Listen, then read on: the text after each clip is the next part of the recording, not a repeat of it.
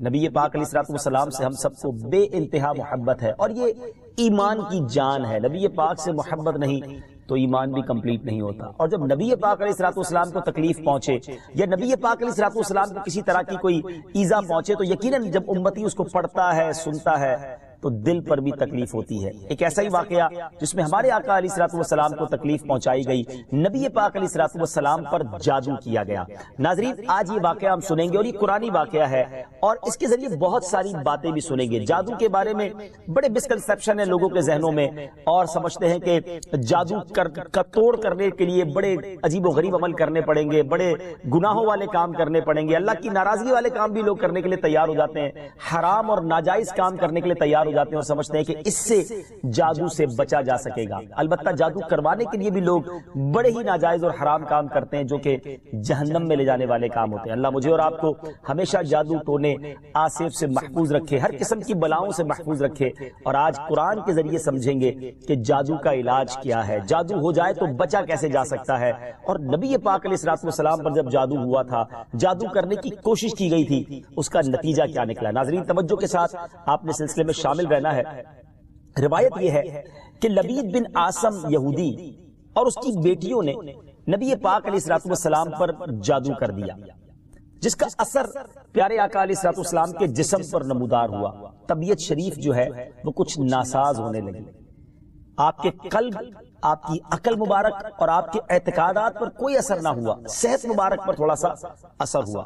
چند روز بعد حضرت جبریل امین بارگاہ رسالت میں حاضر ہوئے اور عرض کی، یا رسول اللہ صلی اللہ علیہ وسلم، ایک یہودی نے آپ صلی اللہ علیہ وسلم پر جادو کر دیا ہے، اور جادو کا جو سامان ہے وہ فلاں کنویں میں ایک پتھر کے نیچے دبا ہوا ہے۔ سرور کائنات علیہ الصلوۃ والسلام نے حضرت علی مولائے کائنات شیر خدا کرم اللہ تعالی وجہ الکریم کو بھیجا، انہوں نے کنویں کا پانی نکالا اور پتھر اٹھایا تو اس کے نیچے سے کھجور کے گھابے کی تھیلی برآمد ہوئی، یعنی کھجور کے جو چھلکے ہوتے ہیں اس طرح کی تھیلی برآمد ہوئی، اور اس میں نبی پاک علیہ الصلوۃ والسلام کے منہ مبارک جو کنگھی سے ٹوٹے تھے، اور کنگھی کے ٹوٹے ہوئے کچھ دندانے، اور ایک ڈور یا کمان کا چلہ جس میں 11 گٹھانے لگی ہوئی تھی، اور ایک موم کا پتلا تھا جس میں 11 سوئیاں چبھی ہوئی تھی۔ یہ سب سامان پتھر کے نیچے سے نکلا، اور یہ مولا علی کرم اللہ تعالی وجہ الکریم یہ سارا سامان لے کر نبی پاک علیہ الصلوۃ والسلام کی بارگاہ میں آ گیا۔ اس کے بعد سبحان اللہ، اب اس کا توڑ کیسے آیا، اس کا علاج کیسے ہوا، اس کا حل کیا نکلا؟ جبریل امین اللہ تبارک و تعالیٰ کی بارگاہ سے سورہ فلق اور سورہ ناس لے کر حاضر ہوئے، یعنی اب جو سورہ فلق اور سورہ ناس ہے وہ نازل ہوئی، اور ان دونوں سورتوں کو ملائیں تو ناظرین اس میں 11 آیتیں ہیں، ہر ایک آیت کے پڑھنے سے ایک ایک گرہ کھلتی جاتی تھی، یہاں تک کہ سب گرہیں کھل گئیں، اور پیارے آقا علیہ الصلوۃ والسلام بالکل شفایاب ہو گئے۔ سبحان اللہ، سبحان اللہ۔ ناظرین، اب اس واقعے سے بہت ساری باتیں میں نے اور آپ نے سیکھنی ہیں۔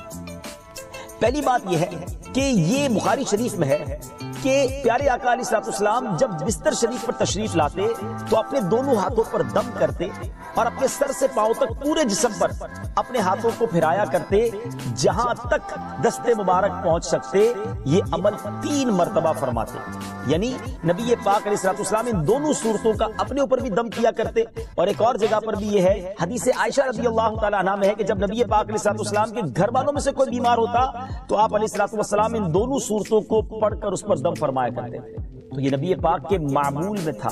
تو آج اگر ہم میں بھی کوئی بیمار ہو جائے، فیملی میں کوئی بیمار ہو جائے، اپنے آپ کو ان آفتوں سے بچانا چاہتے ہیں تو اول آخر 3 بار درود پاک پڑھیں، سورہ فلق اور سورہ ناس کی تلاوت کریں، اپنے ہاتھوں پر دم کر کے اپنے جسم پر پھیر لیں، کسی مریض پر دم کر دیں، انشاءاللہ اس کی برکت ملے گی۔ یہاں ایک اور مسئلہ بھی سیکھنے کو ملے گا کہ تعویذات اور عملیات میں جس میں کوئی لفظ کفر و شرک کا نہ ہو وہ جائز ہے۔ اسی طرح گنڈے بنانا اور ان پر گرہیں لگا کر آیات قرآن اور اسماء الہیہ پڑھ کر پھونک مارنا بھی جائز ہے، یعنی تعویذات اگر شرک سے پاک ہیں، اگر کفریہ کلمات سے پاک ہیں تو وہ کرنے میں کوئی حرج نہیں، وظائف کرنے میں کوئی حرج نہیں، یہ قرآن و حدیث سے ثابت ہے اور آپ نے یہ سنا۔ ناظرین، سیکھنے کو کیا مل رہا ہے؟ خلاصہ یہ ہوا کہ سورہ فلق یعنی قل اعوذ برب الفلق اور قل اعوذ برب الناس، یہ دونوں صورتیں جن اور شیاطین نظر بد اور آسیب اور تمام امراض خصوصاً جادو ٹونے کا مجرب علاج ہے۔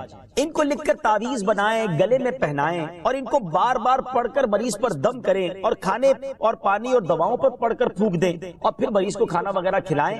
انشاءاللہ عز و جل ہر مرض اور بالخصوص جادو ٹونا دفع ہو جائے گا، مریض شفا یاب ہو جائے گا۔ اسی طرح قرآن مجید کی دوسری تمام صورتوں کی خصوصی خواص ہیں جن کو بہت خوبصورت کتاب جنتی زیور ہے اس میں بھی آپ پڑھ سکتے ہیں ناظرین۔ اسی طرح ہمیں چاہیے کہ قرآن پاک کی تلاوت کرتے رہیں۔ قرآن پاک کی ہر حرف میں شفا ہے، برکتیں ہیں، اور آج خاص طور پہ ہمارے ناظرین کو گویا وظیفہ، قرآنی وظیفہ مل رہا ہے۔ بہت سارے ناظرین یہ گزارش کرتے ہیں کہ ہمیں کوئی وظیفہ بتایا جائے، تو دیکھیں آج تو قرآن کے ذریعے اور وہ وظیفہ جو نبی پاک کو رب کی طرف سے عطا ہوا، پیارے آقا علیہ الصلوۃ والسلام کو بھی شفا نصیب ہوئی، تو ہمیں ضرور اس کو اپنانا چاہیے۔ ناظرین اس سے پہلے کہ میں مزید اس معاملے میں آگے بڑھوں، میں چاہتا ہوں کہ دونوں صورتوں کی تلاوت اور اس کا ترجمہ پہلے سن لیتے ہیں اور پھر مزید اس بارے میں بات کرتے ہیں کہ اس حیرت انگیز واقعے سے مجھے اور آپ کو مزید کیا سیکھنے کو ملتا ہے۔ پہلے سورہ فلق کی تلاوت ہوگی، سورہ ناس کی تلاوت ہوگی۔ میں یہاں ایک اور بات بھی کہنا چاہوں گا، کچھ لوگ یہ کہتے ہیں جناب ہم وظیفہ کرتے ہیں اثر نہیں ہوتا، برکت نہیں ملتی۔ پہلے یہ چیک کر لیں کہ آپ کے مخارج ٹھیک ہیں، آپ تلاوت صحیح مخارج کے ساتھ کرتے ہیں۔ تو اب جو تلاوت آپ سنیں گے نا تو اس میں یہ بھی چیک کر لیں کہ آپ کیا اسی طرح کے تلفظ کے ساتھ پڑھتے ہیں، اور اگر مسٹیک کر رہے ہیں تو قرآن پاک صحیح طریقے سے پڑھیے، پھر دیکھیے اس کی کیسی برکتیں ملتی ہیں۔ آئیے سورہ فلق اور سورہ ناس کی تلاوت اور اس کا ترجمہ۔ قل اعوذ برب الفلق من شر ما خلق ومن شر غاسق اذا وقب ومن شر النفاثات في العقد ومن شر حاسد اذا حسد۔ تم فرماؤ میں اس کی پناہ لیتا ہوں جو صبح کا پیدا کرنے والا ہے، اس کی سب مخلوق کے شر سے اور اندھیری ڈالنے والے کے شر سے جب وہ ڈوبے، اور ان عورتوں کے شر سے جو گروہ میں پھونکتی ہیں، اور حسد والے کے شر سے جب وہ مجھ سے جلے۔ قل اعوذ برب الناس ملک الناس الہ الناس من شر الوسواس الخناس الذي يوسوس في صدور الناس من الجنة والناس۔ تم کہو میں اس کی پناہ میں آیا جو سب لوگوں کا رب، سب لوگوں کا بادشاہ، سب لوگوں کا خدا، اس کے شر سے جو دل میں برے خطرے ڈالے اور دبک رہے، وہ جو لوگوں کے دلوں میں وسوسے ڈالتے ہیں، جن اور آدمی۔ ناظرین سورہ فلق اور سورہ ناس کے بے شمار فضائل و برکات ہیں۔ ایک اور حدیث پاک سنیے، حضرت عبداللہ بن خبیب رضی اللہ تعالیٰ عنہ فرماتے ہیں کہ ہم پر ہلکی بارش ہوئی اور اس وقت اندھیرا چھایا ہوا تھا، اور ہم پیارے آقا علیہ الصلوۃ والسلام کا انتظار کر رہے تھے کہ وہ آ کر ہمیں نماز پڑھائیں۔ پھر نبی پاک علیہ الصلوۃ والسلام ہمیں نماز پڑھانے کے لیے تشریف لائے اور ارشاد فرمایا پڑھو۔ میں نے عرض کی کیا پڑھوں؟ ارشاد فرمایا صبح و شام 3 بار قل هو اللہ احد، قل اعوذ برب الفلق اور قل اعوذ برب الناس پڑھو، ان کی تلاوت کرنا تمہیں ہر بری چیز سے بچائے گا۔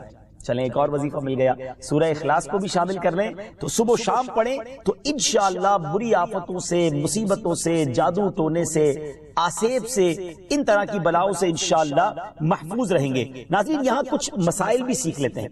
حضرت اسماء بنت امیس رضی اللہ تعالیٰ عنہ نے عرض کی یا رسول اللہ صلی اللہ تعالیٰ علیہ وسلم، جعفر کے بچوں کو جلد نظر ہوتی ہے، کیا مجھے اجازت ہے کہ ان کے لیے عمل کروں؟ نبی پاک علیہ الصلوۃ والسلام نے اجازت عطا فرمائی۔ تو سیکھنے کو یہ ملا کہ تعویذ اور عملیات جن میں کفر و شرک نہ ہو، کوئی کلمہ ناجائز نہ ہو، تو اس میں جو ہے وہ تعویذ کرنا، عمل کرنا جائز ہے، اور خاص کر وہ عمل جو آیات قرآنیہ سے کیے جائیں یا احادیث میں وارد ہوئے ہوں۔ اسی طرح چند مسائل بھی سیکھنے کو ملے۔ یہ دونوں صورتیں جو ہیں ان کے شان نزول سے ہمیں معلومات کیا ملتی ہیں؟ نمبر 1، جادو اور اس کی تاثیر حق ہے۔ کچھ لوگ جادو کا انکار کر دیتے ہیں، یہ درست نہیں ہے۔ جادو اور اس کی تاثیر حق ہے کیونکہ قرآن میں اس کا ذکر ہے، اور نبی پاک علیہ الصلوۃ والسلام پر بھی آپ کی صحت مبارک پر اس کا اثر ہوا۔ نمبر 2، نبی کے جسم پر جادو کا اثر ہو سکتا ہے، جیسے تلوار، تیر اور نیزے کا بھی اثر ہوتا ہے۔ یہ شان نبوت کے خلاف نہیں ہے، ہاں ایسا اثر نہیں ہو سکتا کہ جس سے نبوت کے متعلقہ امور میں خلل آ جائے۔ حضرت موسیٰ علیہ السلام کے مقابلے میں جادوگر بالآخر اس لیے فیل ہوئے کیونکہ وہاں جادو سے معجزے کا مقابلہ تھا، ورنہ حضرت موسیٰ علیہ السلام کے خیال پر بھی اس جادو نے اثر کیا کہ ان کو خیال ہوا کہ یہ لاٹھیاں رسیاں چل رہی ہیں۔ نبی کریم علیہ السلام کے خیال پر بھی اسی طرح یہی اثر ہوا تھا۔ نمبر 3، جادو کو دور کرنے میں سورہ فلق اور سورہ ناس کو خصوصی تاثیر حاصل ہے۔ نمبر 4، جادو، ٹونے اور عملیات اور اثرات اور بیماریوں کو ختم کرنے کے لیے قرآن پاک کی صورتوں اور آیتوں کو استعمال کیا جا سکتا ہے، اور بخاری شریف میں سورہ فاتحہ کو اس مقصد کے لیے استعمال کرنے کا بیان موجود ہے۔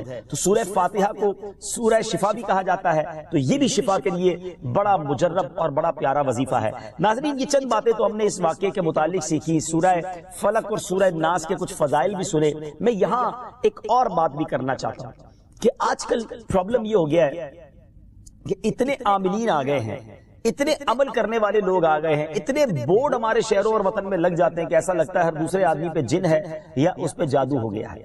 خدارا جھوٹے عاملین سے اپنے آپ کو بچائیے۔ اگر جینے کی تمنا ہے تو کچھ پہچان پیدا کر۔ لوگوں کے گھر بک جاتے ہیں، لوگوں کی عزتیں پامال ہو جاتی ہیں، عجیب ماحول ہو گیا ہے۔ کچھ بد نصیب تو وہ ہیں جو کسی کو تباہ کرنے کے لیے جادو کروانے جاتے ہیں اور ہزاروں لاکھوں روپے خرچ کرتے ہیں، اور پھر بیچارے کچھ جب بیمار ہو جاتے ہیں تو اپنا بعض اوقات ڈاکٹری مسئلہ ہوتا ہے اور وہ بھی کسی عامل کے ہتھے چڑھ جاتے ہیں، اور وہ کہتا ہے جناب آپ کے گھر میں بہت برا عمل ہوا ہے، فلاں جگہ کوئی چیز دبی ہوئی ہے، اور اس کو اب سنبھالنے کے لیے، اس کو نکالنے کے لیے اتنے بکرے چاہیے، اتنے مرغے چاہیے، اتنے انڈے چاہیے، قبرستان میں یہ عمل کرنا ہوگا، اور پھر غریب آدمی اپنی چیزوں کو بیچ بیچ کر ہزاروں لاکھوں روپے دے دیتے ہیں اور خاندان کے خاندان ٹوٹ جاتے ہیں۔ ایسا نہ کریں پلیز، ایسا نہ کریں، بلکہ میں تو ان عاملین سے بھی گزارش کروں گا کہ حلال روزی کی طرف آئیں۔ دعوت اسلامی نے بڑا شاندار ایک انداز اختیار کیا، اللہ سلامت رکھے دعوت اسلامی کے مدنی ماحول کو۔ ناظرین، آپ سوچ رہے ہوں گے کہ پھر ہماری بیماریوں کے لیے ہم تعویذ کس سے لیں، ہم یہ وظائف کہاں سے لیں؟ آپ کی دعوت اسلامی ہے نا، الحمدللہ دعوت اسلامی کا ایک شعبہ ہے جس کا نام ہی مکتوبات و تعویذات عطاریہ ہے۔ اس میں آپ کو بغیر کسی فیس کے، جی ہاں بغیر کسی فیس کے، لاکھوں لاکھ تعویذ ہر مہینے ناظرین یہاں سے دیے جاتے ہیں، پوسٹ بھی کیے جاتے ہیں، کوریئر بھی کیے جاتے ہیں، اس کی بھی کوئی فیس نہیں لی جاتی۔ تو یہ تعویذات آپ دعوت اسلامی کے مرکز سے رابطہ کر کے لے لیجئے۔ آن لائن تعویذات کی سروس بھی موجود ہے، حالانکہ دعوت اسلامی کا اس ڈپارٹمنٹ پر لاکھوں کروڑوں روپے خرچ ہو رہا ہے، مگر اس لیے اس کو فری رکھا ہے تاکہ امت کے لیے آسانی ہو، دکھیاری امت جو ہے ان کے مسائل حل ہو جائیں، نہ جانے کس کی دعا لگ جائے اور ہمارا بیڑا پار ہو جائے۔ ہاں اس میں یہ ضرور میں کہوں گا کہ وہ لوگ جو یہ پروگرام دیکھ رہے ہیں اور ان کو لگتا ہے کہ میں اس شعبے کو سپورٹ کروں، دعوت اسلامی جس شعبے میں خرچ کر رہی ہے اور نہ جانے کتنے دکھیارے مسلمانوں کی دعائیں لے رہی ہے، تو اگر آپ دعوت اسلامی کے شعبہ تعویذات عطاریہ میں سپورٹ کرنا چاہتے ہیں، اپنا ڈونیشن دینا چاہتے ہیں، تو بھی ہم سے رابطہ کر لیجئے۔ لیکن پلیز ان جھوٹے عاملوں سے اپنے آپ کو بچائیے۔ اور مجھے جو ناظرین سن رہے ہیں، ہر بندے پر جادو نہیں ہوتا، ہر بندے پر جن نہیں آ جاتا، ہر بات میں وسوسہ نہ لایا کریں، وظائف پڑھ لیا کریں۔ صبح شام یہ وظیفہ ہمیں نبی پاک نے دے دیا ہے، صبح گھر سے پڑھ کر نکلے، شام گھر پر آ کر سونے سے پہلے پڑھ لیں، آیت الکرسی سونے سے پہلے پڑھ لیں، اللہ نے چاہا خیر آپ کا مقدر رہے گی۔ اور مزید ضرورت ہو تو دعوت اسلامی کے اس شعبے سے رابطہ کر لیں۔ میں امید کرتا ہوں کہ آج کے اس واقعے سے ہمیں یہ سیکھنے کو ملا کہ قرآنی وظائف کی کیا اہمیت ہے، اور جائز وظائف کرنے میں، تعویذات کرنے میں کوئی حرج نہیں۔ آخری بات، نبی پاک علیہ السلام کو پتہ چل گیا، جبریل امین نے بتا دیا کہ جادو کس نے کیا، مگر نبی پاک علیہ السلام نے بدلہ نہیں لیا، سزا نہیں دی۔ اس لبید بن عاصم کو، اس کی جو بچیاں تھیں، جو بھی لوگ تھے جادو کرنے والے، سب کو معاف کر دیا۔ اللہ اکبر! انہیں پتا چل جاتا تھا کہ کس نے ظلم کیا ہے، پھر بھی معاف فرماتے، اور ہم شک کی بنیاد پر بدلہ لے لیتے ہیں۔ کوئی عامل کہہ دیتا ہے تمہارے گھر میں سین نام کی کوئی عورت ہے، اس نے یہ کیا ہے، اب جتنے سین نام والے ہیں سب کے ساتھ بدگمانی شروع، جب سے سب سے لڑائی شروع، سب کے بارے میں برا سوچنا شروع۔ انسان ہی سے غلطی ہوتی ہے، معافی کرنے والا ذہن رکھیے، معاف کریں گے اللہ تعالیٰ آپ کو معاف کر دے گا، رحم کریں گے آپ پر رحم کیا جائے گا۔